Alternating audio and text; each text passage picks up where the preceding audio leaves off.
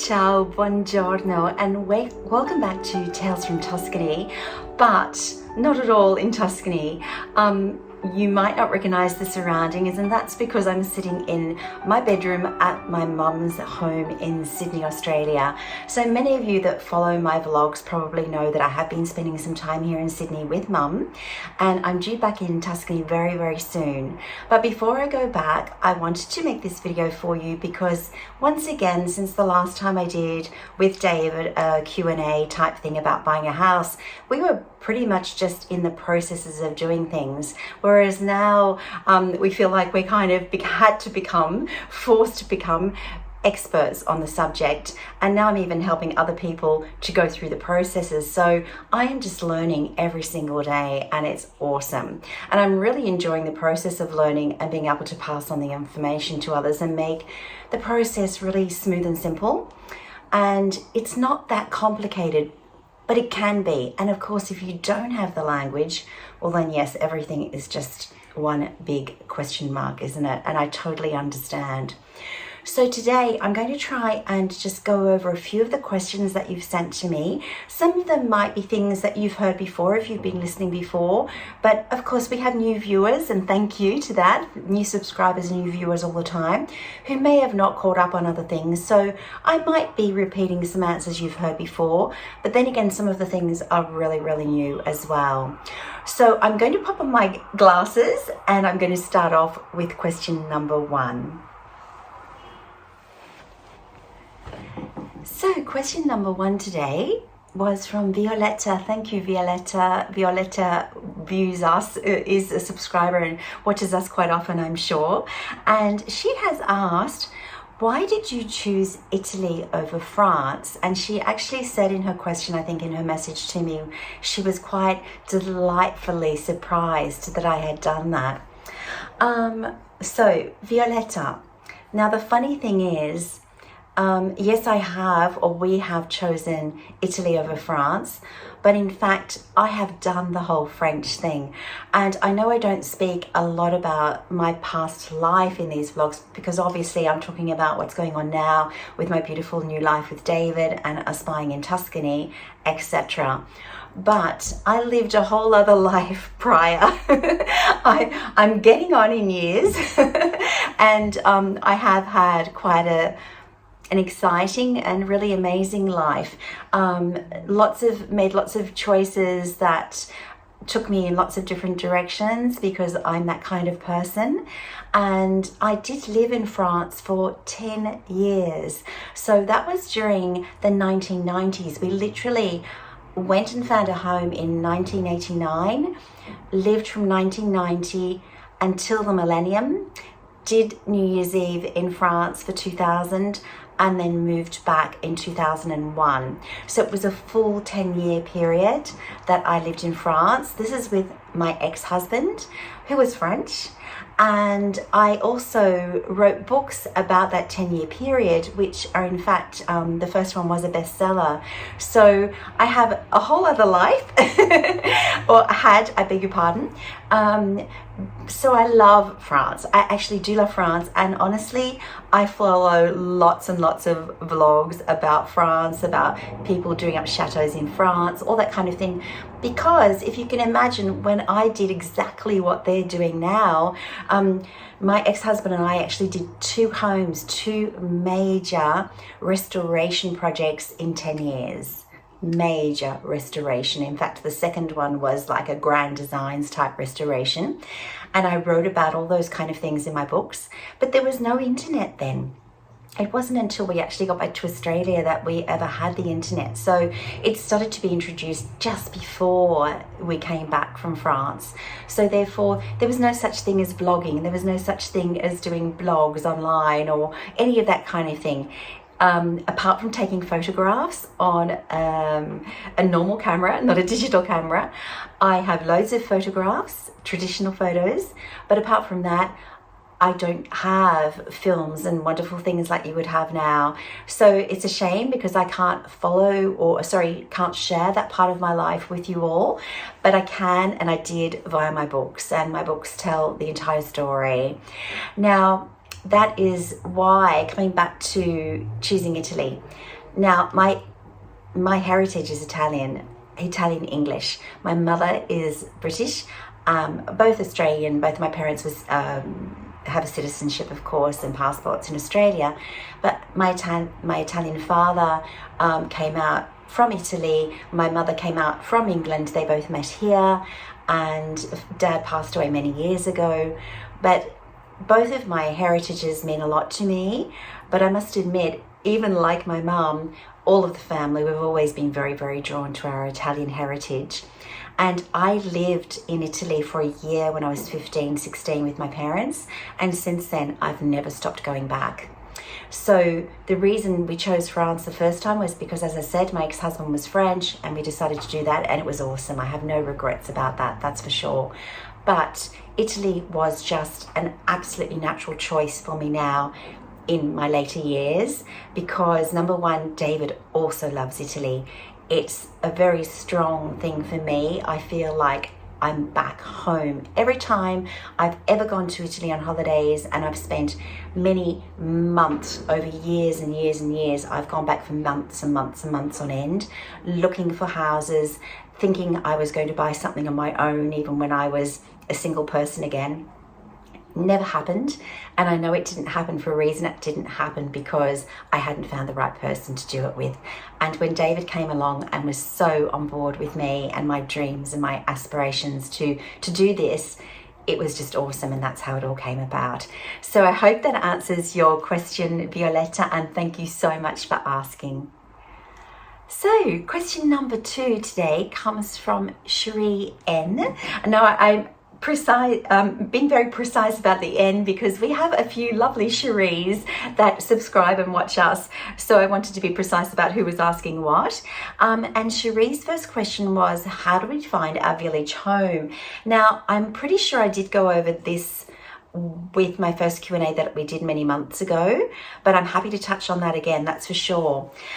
Basically, Cherie, we found our home after months and months of internet searches. And when I say months and months, I did start searching for homes in Italy, as I said, a long time ago. But in this case, my first search took us to Umbria, which is a part of Italy next to Tuscany, which I love. And I've been going to ever since I was a teenager, because a dear aunt, one of my very, very dear precious aunts, lived there for many, many years, and I loved it. And I loved going to her home there in the country.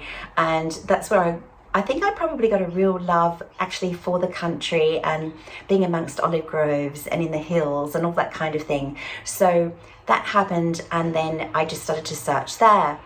Prior to that, I had also searched for a long time in Sardinia, because I'm also like an unofficial ambassador for Sardinia, or have been for many years, promoting the island of Sardinia, which I've been going to since I was 20 years old, and I love it. And I have a big Instagram about Sardinia. Sardinia was out of my price range, in all honesty, for something that I truly would have wanted to live in. So I crossed that off the list. Also, I'd had a relationship in Sardinia, and again, I wanted it to be something new and fresh. So then Umbria came on board, and Umbria seemed like the natural choice, but no matter how hard I tried, every time I put an offer or looked at something that we liked, we had friends that live in Umbria that would go to look at it for us and say, I don't think you'll be happy in that village. No, that house isn't right, and explain to us why. And having seen things since then, I totally understood why they had said that. Well, then we went on to Tuscany, and what I would do, I've explained this before, but I used to Google Earth every single thing I look at, and I highly recommend doing that. I actually showed in another video how I would physically drive. So if you've got Google Earth, the app, on your iPad, on your computer, whatever, and you know that you can actually touch ground and walk or drive through a village wherever that camera has gone.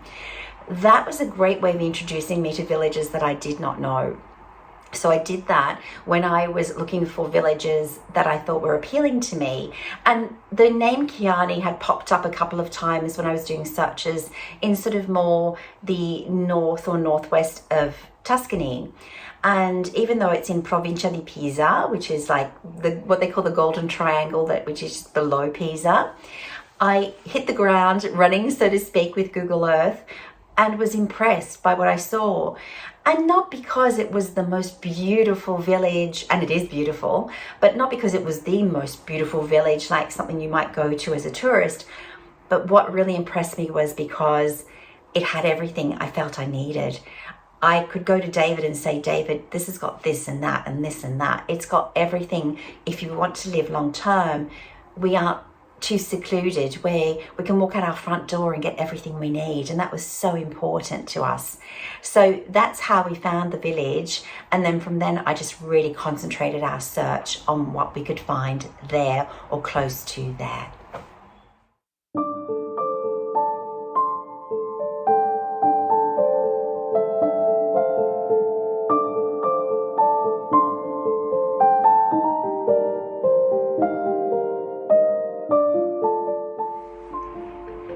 Now, Cherie also asked, how long did it actually take to go through the process? And I would say that the process in all probably took 12 months from the day we really chose and started having discussions with that real estate agent that was handling that house at the time, and then making offers, then being rejected, going back and negotiating again, and then making a deposit and going through all those steps.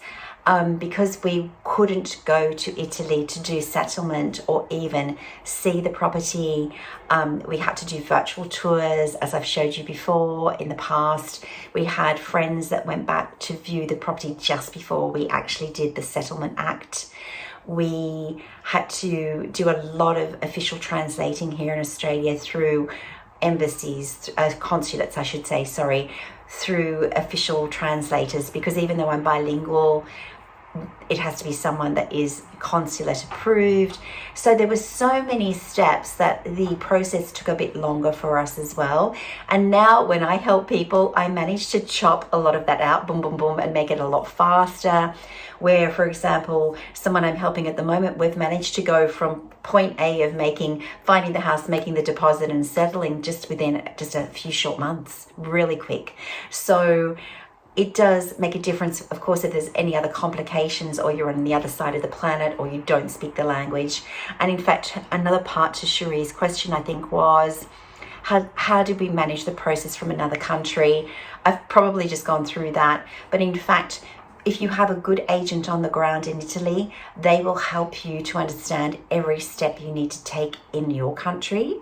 The consulate in each country, I found the Italian consulate here in Sydney to be extraordinarily helpful. And David and I would go together. The lady spoke beautiful English, of course, because they're all bilingual.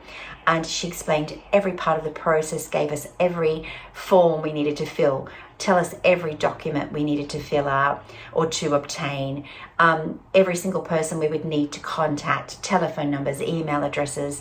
We were very, very well guided. So between the guidance of our agent in Italy, the guidance of the people here, it actually was probably something that I would say isn't complex as such if you don't get caught up in it all. It's one of those things where I used to say to people, just sit back, take a deep breath and work through things methodically. It's a matter of just ticking those boxes, having your list, and yes, have that document, yes, have that form, yes, have sent that, really being methodical about it. But when you have good help, someone by your side to guide you, it makes all the difference, and you do not have to have the language to do that, that's for certain.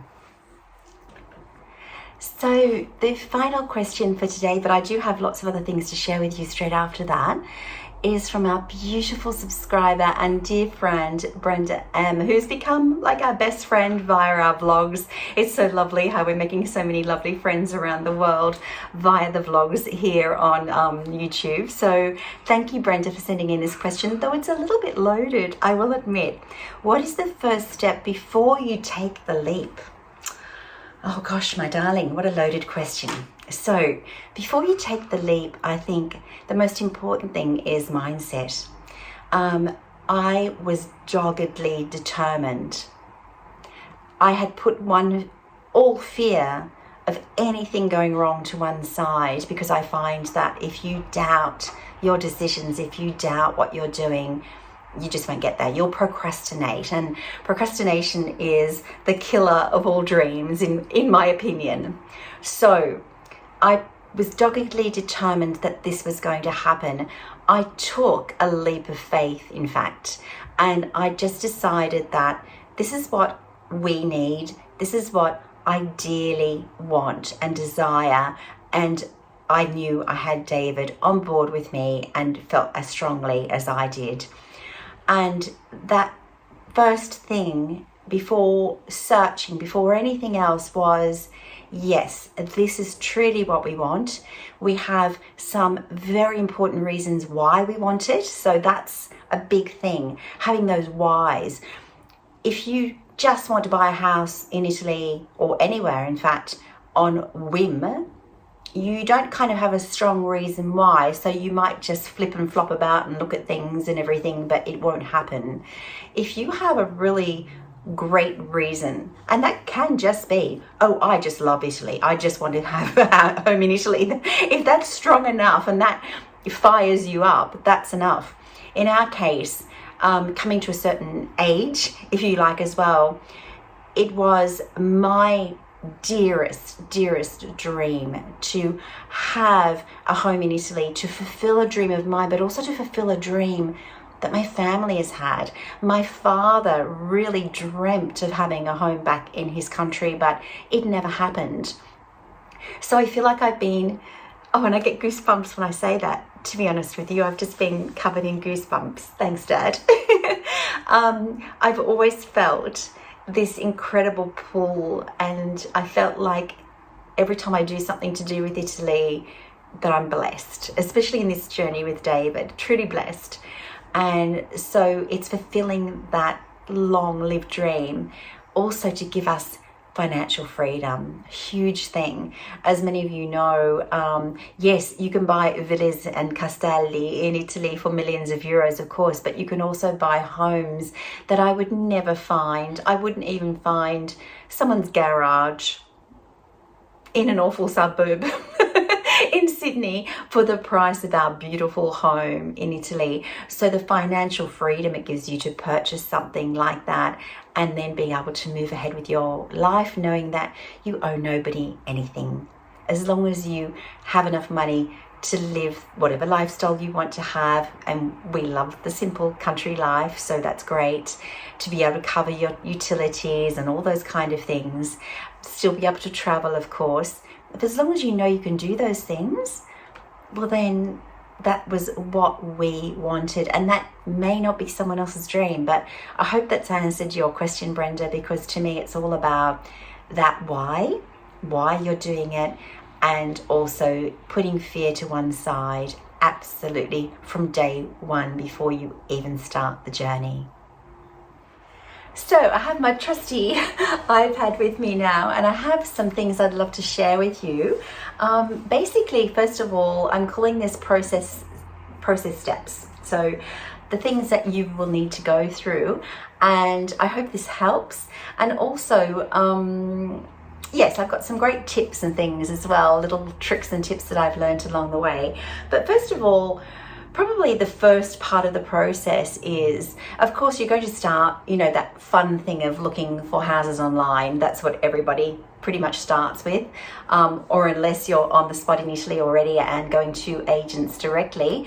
But the majority of us, I'd say most of you watching this vlog, the majority of us are all people that are searching online. So number one is to then find an agent you feel comfortable with. Now, that might not be the first person you contact. And one thing I've really learned, and this is one of my hot tips, is that many agents put things online in Italy, and they are not the exclusive right to that agent. In other words, if you find another agent or a person, say like me, or someone that you feel confident with, you can ask, because a lot of, especially listings in the country where perhaps there are less people around, a lot of listings are actual multiple listings, and you might only see them online with an agency, because that agency might be one of those ones that piles lots of things online.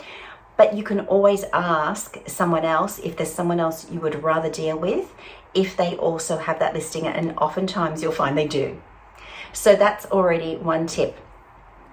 Also, something really important is to see when you're talking to the agent initially, even if you haven't found the house you want, or you haven't, you're not ready to do something, is have a chat to them and see if they're willing to help you through the processes. If they're one of those people that you can see is going to be very responsive to your needs and be able to go through process from A to Z with you, because some are very non-responsive, and I hear that quite a lot. So that's really important, because that will build your frustration, and it'll also make the process really unpleasant for you, which is not what you want. That's for sure, when you're doing something that's so exciting but can cause a bit of anxiety at the same time, of course. So that's really important. Now, number two for the processes is actually perhaps looking at getting a buyer's agent. Now, I looked at this myself, though I managed because of the languages. So being bilingual, I didn't need that. But I actually did look at this myself, to be honest with you, in the beginning, because I had watched another vlogger who I've spoken back about in the past as well, a lovely American lady who bought a house in Italy, and she used a buyer's agent in Italy. And I thought, oh, clever her, because she was the same. She couldn't get to Italy very often. So she had someone help her with her search and then help her right through the process. Now, of course, if you engage a buyer's agent pretty much anywhere in the world, there's a cost involved. But I can guarantee you that cost is actually quite minimal in a lot of cases, because the amount of things that person is going to do for you and help you with and guide you through and translate for you and all those things, they are all extras that normally you will pay through to an agent to have them do it by someone else or whatever. So all those things add up in the end anyway, but they are all things that you then are having hands-on with along the way. When you have a help, a buyer's agent or someone, say like myself, who is now helping people through the processes, you may pay a fee, but honestly, I would do it any day. If I was not an Italian speaker, I would absolutely do it, unless I found an agent. And as I said, if you find an agent who you feel very comfortable with, who's happy to help you, absolutely, I totally understand that there's that as well. But consider both. Don't cross it off, because you might think, oh, that's a cost to me. Talk to anybody who's used one, and I've never had anyone tell me that they weren't satisfied or they weren't happy with how the process went by doing that. So think about it. It's a great option.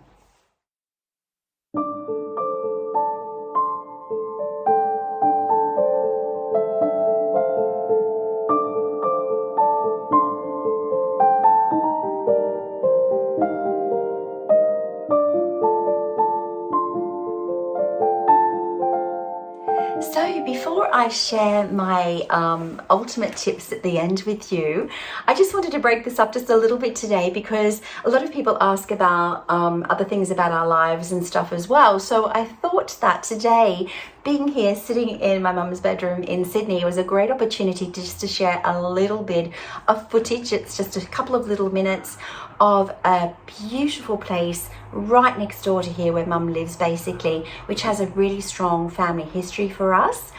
I come from a family, especially on my mother's side, of artists and writers and cinematographers, right through from my grandfather right through now to my nephew, who is an amazing video maker and filmmaker. So we have cinematography, writing, the arts. One of my beautiful cousins, first cousins, is one of the world's really, top, really renowned international artists who has works displayed in museums all over the world. And this lovely regional gallery that's just near us here, Hazelhurst Regional Arts Centre, is one of the largest here in the Sydney area. In fact, I think in New South Wales, and they hold some magnificent exhibitions and also artists in residence, etc.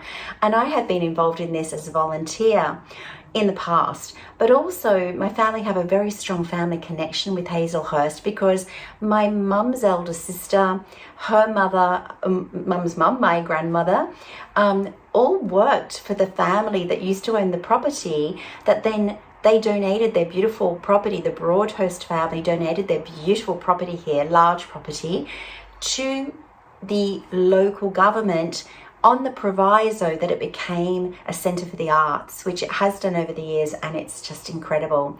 And I thought it would be lovely to share just that little bit of my family history, and also just to show you a little bit of where I have grown up and things that are important to me as someone that comes from a very, very creative family and is very creative themselves. So I'm going to pop that in now before I share my tips with you.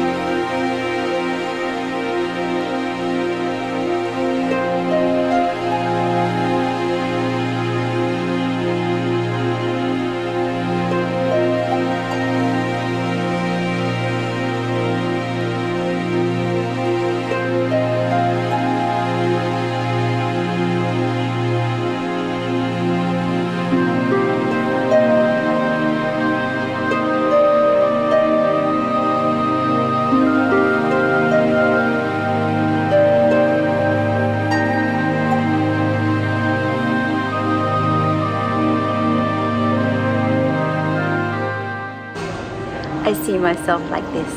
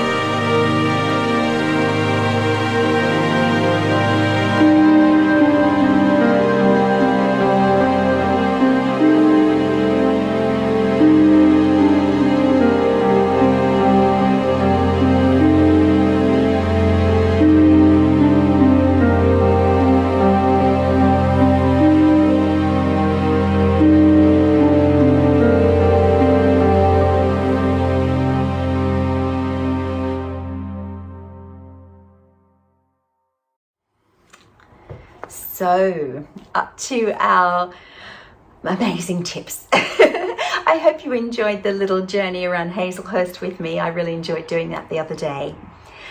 Okay, so I'm going to go on to my best tips, my most useful, I hope, tips to help you with purchasing a house in Italy. Number one, find the most suitable area for you. Now, please don't do what I see. Sometimes I kind of cringe and think, oh no, this is all about you, your life, your choices. I see people on groups that say to other people, please tell me where I should choose to live in Italy. I find that question like really, it kind of gets to me because I think, oh gosh, this is all about you. How could you ever make such a major decision in your life based on the opinions of others who are all not you? So do your research.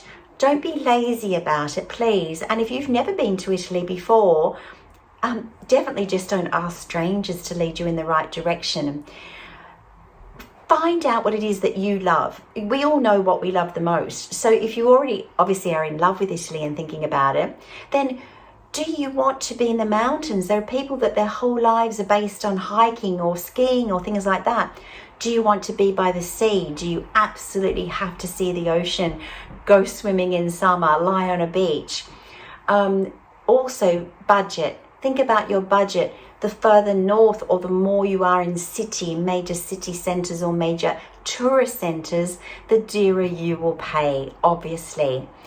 There is just so many things involved with that, but it's all about finding what makes your heart sing and your soul happy. When we found the house in Chianni, I know we bought it online, which people thought was crazy, but when we got there, you know, both of our souls were just singing. Everything about the place was everything we dreamt it would be. And just thinking about being back there now, again, I get goosebumps. It really does make my heart and soul happy. And that's what's important. So make sure that you make your choices based on what is the most essential and most important to you.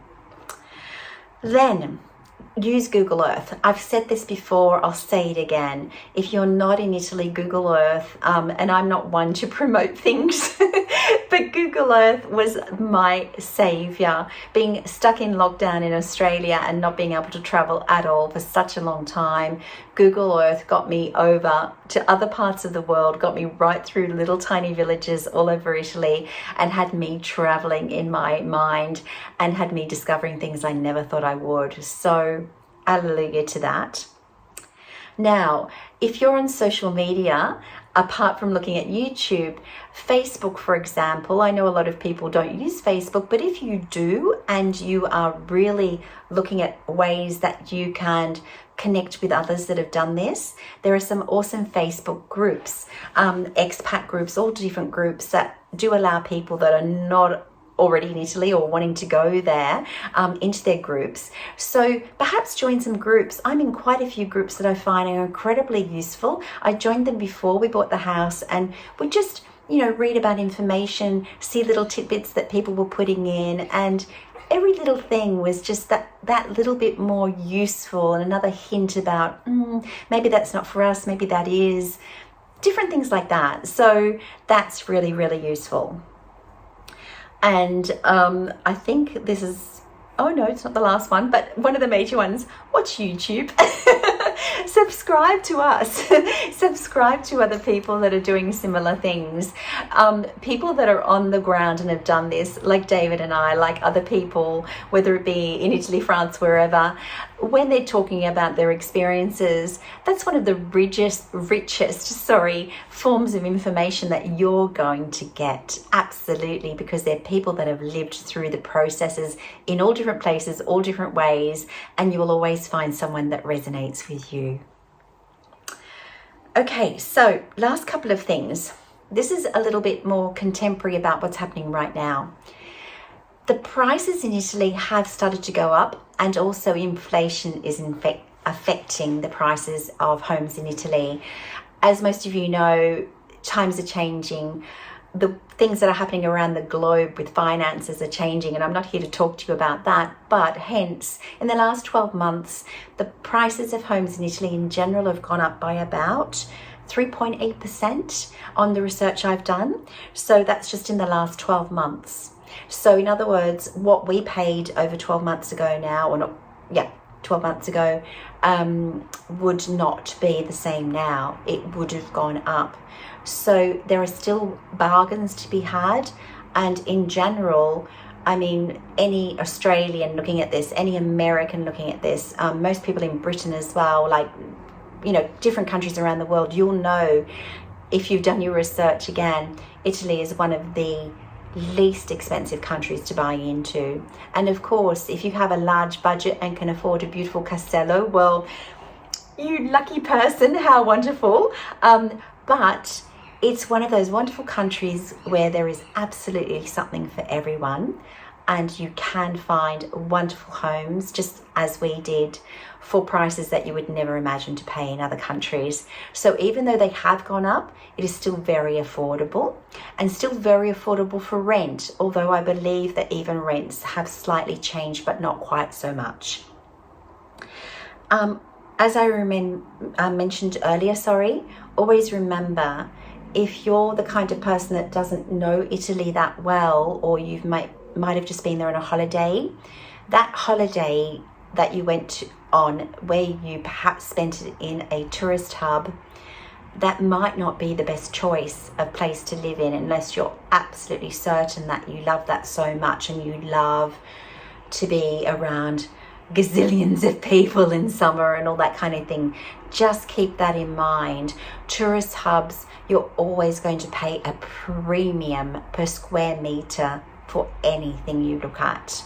And that's because also a lot of people buy those kind of things as investments or to rent on. So of course you'll get a good rental return for sure, but is that where you want to live if you're looking at something for living purposes? Of course, if your purpose is solely for investment, that changes everything.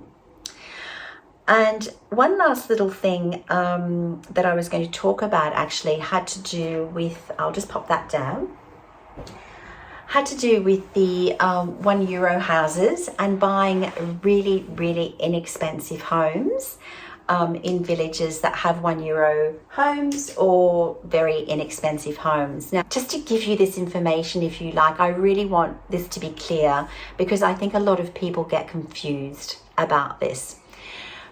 Where I looked at €1 homes as well when they started years ago, this is going back years and years ago when that process started and hardly anyone around the world knew about it, but because I was living in Italy a lot on and off, I was very aware about these new schemes that were starting.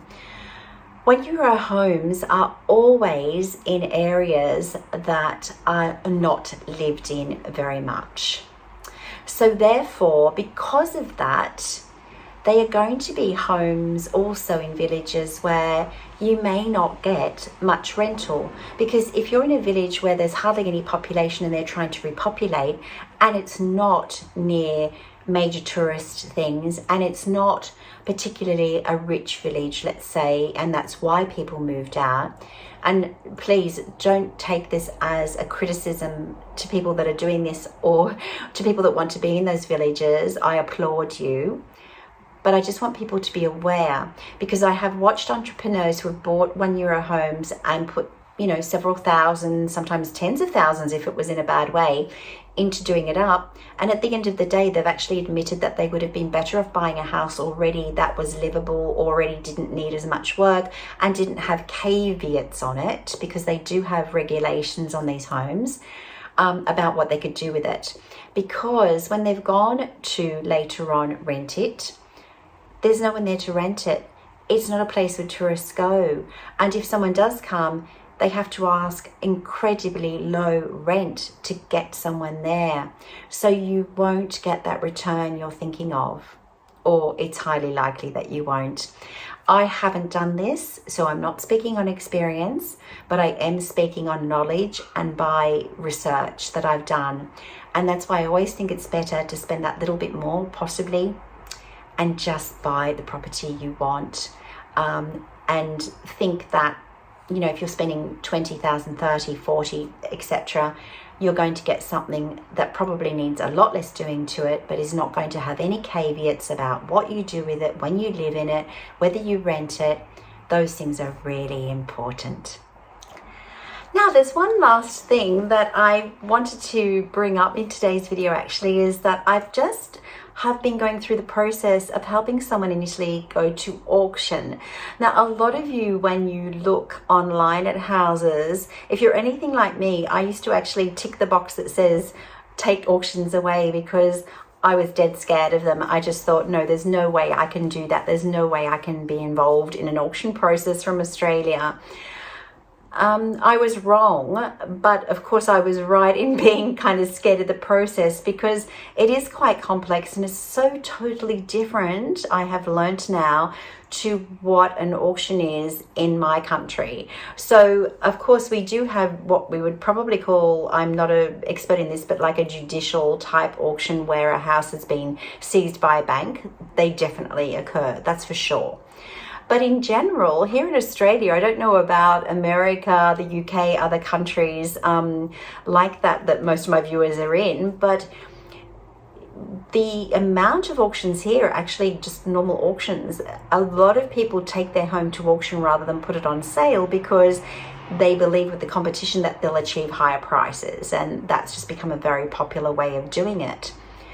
in Italy, the majority of homes that are on auction, from what I've now understood, in fact, are judicial auctions, or auctions where people have, in fact, been forced to put their house on auction. So it's normally a seizure or something like that. And therefore, they can be a little bit more complicated.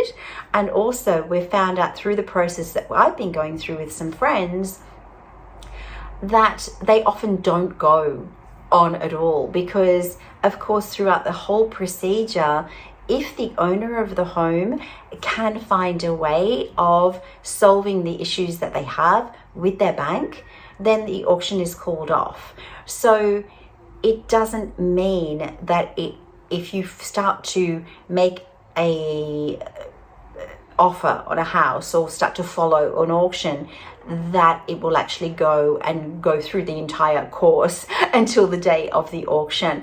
And that's something I just wanted people to be aware of, that yes, it's totally doable, and yes, you could bag yourself an incredible bargain, because the homes I've noticed that go to auction, often if the bank is just wanting to retrieve just a certain amount of money, it means that the starting point on them is often incredibly low, way below the value of the home.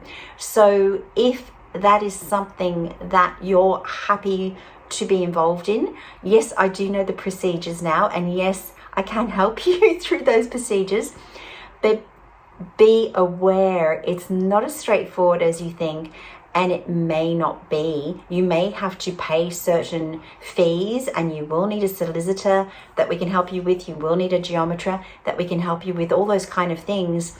And you will have to pay fees to even start the process off, unless you're capable of doing it yourself, which if you're listening to this now, you probably are not. But those fees, you can't get those back. People do have to have quite a lot of work done leading up to an auction, and there's quite a lot of officialdom that you have to go through to get there. And unfortunately, if the auction's just called off, well, then that's just the way it is. So I thought I would just pop that in today to let you know that yes, it's possible, but it's not as straightforward as all that. And it's definitely not like they hold auctions in, I think, most English-speaking countries. Okay, so that was just a little addition for today. David's just arrived home. Ciao a tutti. He's been practicing his Italian, as you've probably seen. It's getting there slowly. I just thought, gosh, it's been ages since you've all seen him, except for his guitar playing, because of course quite a few last vlogs were me in Italy on my own, and he's just walked in from work. Just walked in from work, and I thought, oh, he must come in. He said he'd really love to reach out to you all anyway and say hello. So over to you, David. Thank you, Marisa. No, I just like to say that we're both sort of honoured and are very, very appreciative of all our viewers and subscribers. We're up to almost 800 subscribers, so that's awesome. Thank you so much. And obviously we would love to get to 1,000. That would be a massive milestone and an amazing achievement. So if you do know anybody that might be interested in our content and might be looking to buy a property in Italy, or just likes Italy in general, obviously send them to watch our videos, and that would be massive thank yous to everybody. And we'll love to obviously continue our story, and hope you enjoy the future videos. Exactly, Danny. And also, apart from sharing it with anyone else, I know a lot of you watch and haven't subscribed yet. I know we've got lots and lots of viewers, but the percentage of viewers to subscribers is lower. So if you haven't subscribed yet, but you are enjoying, could you please think of it subscribing? It would really help. It shows YouTube that you're enjoying what we do, lets them know we're doing a good job, and really helps us along the way as well to build the channel. So we so appreciate that. And also if you could give us a thumbs up, a comment every now and again, all those things really help us to grow. And obviously press that notification bell, as All they those say. things, exactly, all those little things, all the buttons down the bottom. Yeah. So thank you so much, and we really hope that you have gained some value from the content I did today. If you do have any more questions, as I said, please just let us know. We're always happy to answer your questions in whatever way we can. And also there is an email address in the information of my YouTube channel, which if you ever want to reach out to me via email, you're also welcome to do that. I always get back to everybody. Thank you again. Thank you, we'll see you next time, and tanti baci. Arrivederci. Ciao. Ciao.